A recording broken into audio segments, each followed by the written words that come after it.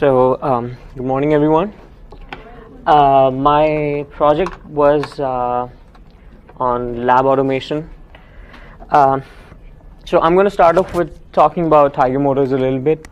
So it's a pretty cool initiative by the professors and the TAs. The main philosophy behind Tiger Motors was that every student flowing through the academic structure should have had enough hands-on experience so that when they walk out of school, they're not intimidated by real-life experiences. So as grad students, we were given the opportunity to enhance this experience with our creative independence and learn a thing or two about managing timelines, deadlines, and obviously expectations. So as an extension to the conveyor system that was installed over summer, my project was to blend in automation to this manufacturing experience of Tiger Motors. Discussions with Ali and Mauricio isolated 4 core fields I had to work towards to make this happen. The first line of business was to set up the PLC with its required modules. The PLC that you see beside cell 3 is a full-blown system that can actually handle industrial scale operations.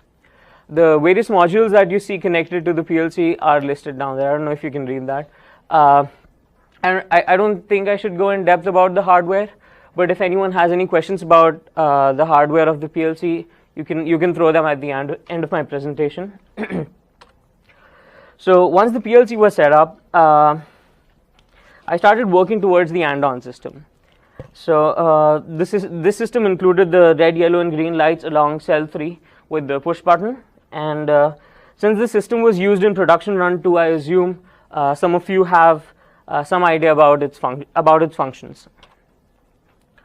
So before I proceed further, I feel like talking a little bit about Andon because I'm going to be talking a lot about that in the presentation. So Andon is a visual aid that highlights where the action is required. It's a typical tool in applying Jidoka, which is essentially highlighting a problem as it occurs in order to immediately countermeasure the issue and prevent reoccurrence. Common reasons for triggering Andon are part shortages, defects created and found, tool malfunctions, and the existence of safety problems. Work is stopped until a solution is found, and the alerts may be logged so that they can be used as a part of continuous improvement processes. So the Andon system, I'm sure most of you guys have seen this around the cell 3. So for the initial code on the Andon system, the green lights would stay on by default, and that would represent a functioning state of the manufacturing floor. Once you press the button, that would trigger a change of light from green to yellow, and 30 seconds later to a blinking red light, which another 10 seconds later would turn to a solid red light, which essentially meant that the conveyor belt would stop. Unless the button was pressed again, in which case you'd end up resetting the station and it'll flip back to the green light. So irrespective of what state the Andon system is, if you flip back to the green light before it goes to a solid red, the conveyor stays moving. With the current piece of okay, so for this part, the last part that I just mentioned, where you can control the conveyor belt with the PLC, for that to be made possible, a 10 ampere relay module was installed on the PLC for it to be able to control the conveyor belt. This allowed the conveyor belt to be stopped within a specific duration of pressing the push button at any station if the problem wasn't resolved. So this is the part that you guys haven't seen yet. Once all the kinks were ironed out, the next stage was implementing sensors along cell 3. That would ensure that the conveyor would not pass on any defects to the next station. This phase of the project is still under works since the required sensors are being awaited from Auburn, although the pieces of codes and the required cabling are in place. So this part should pretty much be plug and play once we have the sensors with us. So, and the final phase of the project, which ended up to be too ambitious for the time we had in hand, was to set up the 6-axis robot and the gripper. But this phase also saw some progress. The valve control block was connected to the PLC, and it was tested for operation. The major roadblock in this entire process was the pressurized air lines running over Tiger motors that needed some serious maintenance because of inactivity, so that they could be used for hydraulic control of the gripper. So this is pretty much the current state of my project. I know it's far from complete, but that's that. Probably the most visual aspect of my project was the fixtures for the new installations. All the fixtures that were used were fabricated at site using 3D printers in the lab. This was a long and complicated process that required several iterations of those fixtures to be printed and reprinted again in ABS, PLA, with minor tweaks being made to the CAD file to adjust for real life situations. However, Ali's and Mauricio's experience in additive manufacturing made this process fairly simple for me. So finally, the logic for all the things we just discussed, except the gripper and the arm, is synchronized with the PLC by the cell 3. It consists about 100 rungs in ladder logic and has one function block. The primary code is baked into that function block so that all those lines do not have to be repeated again. What that does is essentially makes the code fairly intuitive, and any basic changes that may be required can be done really easily. I understand this is not very visible, but say you want to change the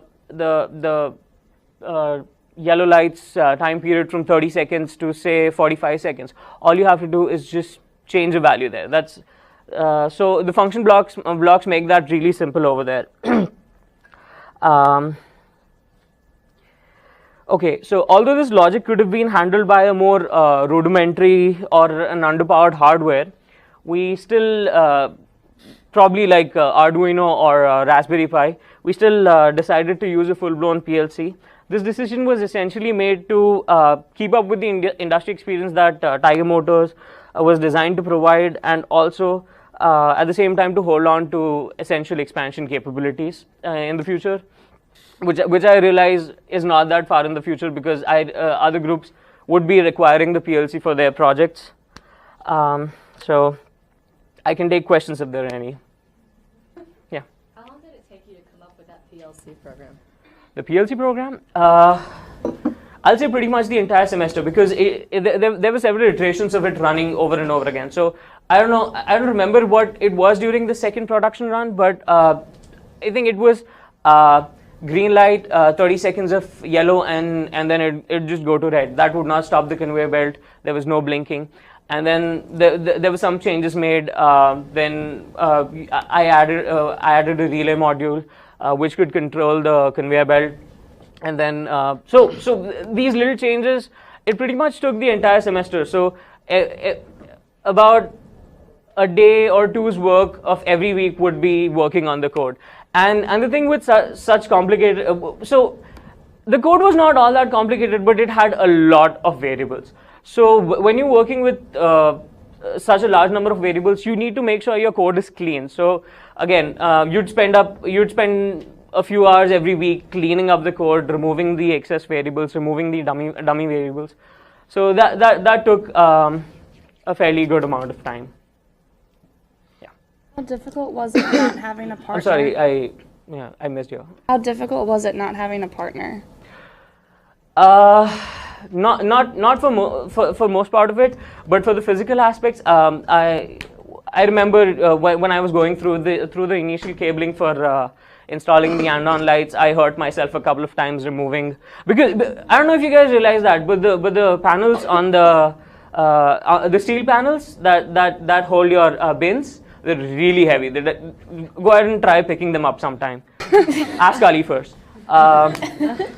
So that was the most difficult part. But for the most part of it, for my fixture printing needs, for my PLC help, I always had Mauricio helping me out with all those things. Yeah. So, I mean, first of all, it was very impressive. Thank you. But also, I was going to ask, what experience did you have with this before this semester, before the project, like with PLCs and that kind of stuff? So I was a TA for Manufacturing Systems 1. I guess some of you guys were in that class. So I've had some experience with PLC, but so going through this process made me pretty proficient in that. So I feel I can manage an industrial scale PLC now, all thanks to this project. But yeah, that's pretty much my experience in PLC. As for basic electronics, I've had enough experience of that. Like the robotics? Yes. Okay. Yes. Yeah. What was the Axis robot? The 6-axis? Is that to build parts? So it's hold on. So that's the 6-axis robot that you see there. It could be used for sorting as well as visual inspection. So once things are off the conveyor belt at the end of the line, you can use that to pick that up, identify the part, and put it in separate locations. Well, that robot will eliminate the need for you to stay in the end of the line. Yeah. That will take the car, put it in front of the camera. car inspection. Does it have cameras on the robot, or is it just, Not yet. it's just a No. mechanical? Even if you want to identify the part, how this probably would be implemented is it'll pick up the part, it'll show it to a camera in front of it, and then sort it separately. Any other questions? What was the biggest issue when you couldn't get everything done, and what's your recommendation going forward so we don't run into that issue? My biggest issue was nothing really. I mean, I need to make some iterative changes. I need to clean up some stuff. You can see that a lot of the things are not all that clean, but yeah, that's that. About the most difficult, I faced some trouble. Again, I faced some troubles sorting out the physical stuff because I didn't have any group partner, but again, that was taken care of eventually. So that's just I programmed this on Sysmax Studio. It does not require any high level computing language. If you've have you been through Manufacturing Systems 1? No. You just use the ladder logic for constructing your code. Okay. Yeah. Okay. Thank you. Thank you. I think that's it for today. Make sure if y'all have any excuses for your attendance, get them to me by Friday. It won't be Bradley, can we see how many classes?